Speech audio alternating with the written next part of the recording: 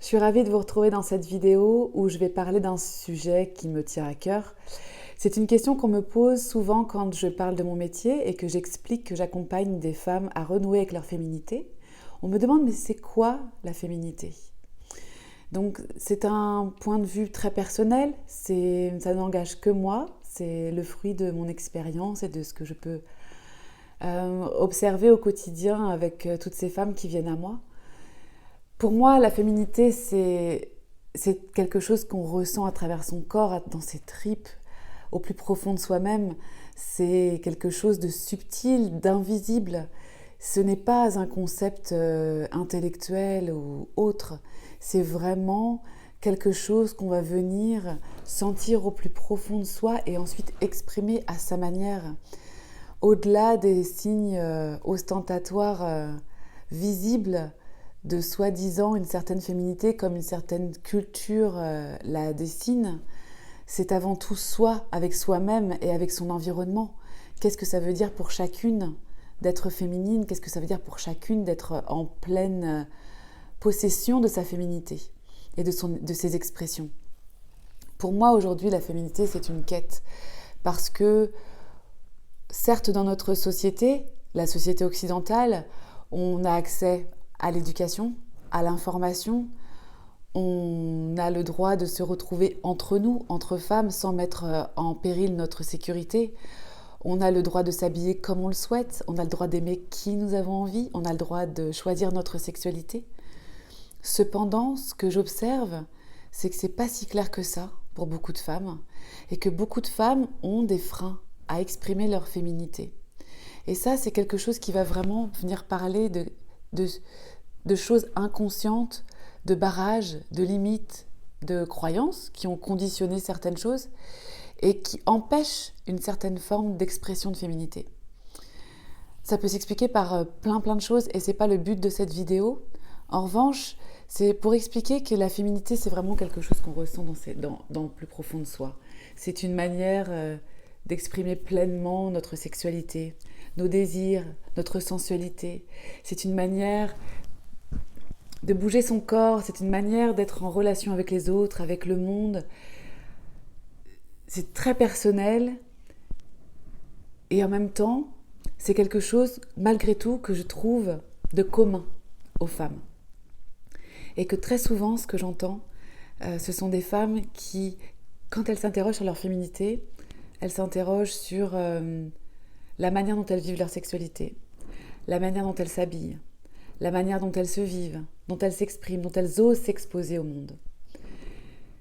Et c'est très intéressant après d'aller observer et d'aller les amener à cheminer sur qu'est-ce qu'elles observent chez les autres et qui peuvent à un moment donné les déranger. Qu'est-ce qu'elles viennent juger chez les autres, qui sont autant de choses qu'elles n'oseraient pas faire pour elles-mêmes. Et qu'est-ce qu'elles aimeraient, elles, faire, dire, porter, exprimer, mais qu'elles ne s'autorisent pas pour plein de raisons. Pour moi, la féminité aujourd'hui, c'est un enjeu. C'est un enjeu parce que plus on sera en pleine possession de notre féminité, chacune, quelle qu'elle soit et quelle que soit son expression, plus ça voudra venir dire qu'on a aussi travaillé sur nos blessures, nos ombres, ce qu'on va projeter parfois chez les autres qui finalement nous appartiennent et qu'on aura fait tout ce travail de réappropriation de notre histoire collective, de notre histoire personnelle et qu'on sera pleinement dans l'engagement d'écrire une nouvelle histoire. Une nouvelle histoire pour créer aussi des nouveaux modèles, pour que notre future génération qui arrive ou que les femmes autour de nous, quel que soit leurs âges, puissent prendre exemple sur notre expérience et sur la manière dont on va incarner, nous, notre propre féminité, en toute humilité, en toute sincérité, en toute intégrité, avec nos forces, nos faiblesses, avec notre vulnérabilité et la manière dont on va l'exprimer. Et plus on va s'autoriser à ça, nous, chacune, et plus on autorisera les autres à le faire.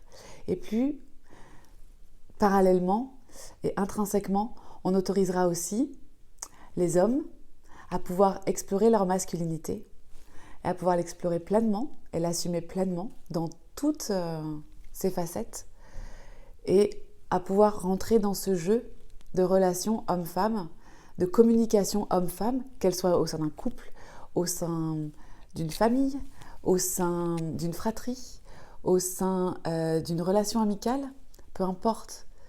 Mais que plus on aura cheminé, nous, et plus on aidera les autres à le faire. Moi, ce que j'observe, ce sont des femmes qui viennent à moi parce qu'elles se questionnent sur cette féminité. Elles veulent découvrir qui elles sont. Et aussi, elles cherchent des moyens de trouver l'approbation, leur approbation à elles intérieure, leur autorisation à elles de pouvoir se dire, s'exprimer, se vivre comme elles ressentent pleinement. La féminité, elle peut avoir différents visages. La féminité, ce n'est pas que, comme je disais tout à l'heure, des signes ostentatoires visibles avec une certaine tenue, avec du maquillage ou des apparats. Ou ça, c'est, on va dire, des choses qui sont de l'ordre vraiment du goût personnel de chacune. La féminité, elle peut aussi se retrouver pieds nus, les pieds dans la boue, à être pleinement en connexion avec la nature, nue, en train de nager dans la rivière. C'est juste, simplement, cette part de nous-mêmes qui est en lien avec notre essence primaire, notre énergie sexuelle primaire, et qui va venir en dire beaucoup sur nous, et sur notre manière d'être au monde, et sur notre manière d'agir dans le monde. Je suis impatiente de vous lire par rapport à ça, parce que je pense que ça soulève beaucoup de discussions et d'avis. N'hésitez pas à me laisser un petit commentaire pour qu'on puisse continuer ensemble cette conversation et cheminer ensemble sur cette grande question de la féminité et de la masculinité, du coup. Je vous dis à très bientôt, avec grand plaisir de vous retrouver.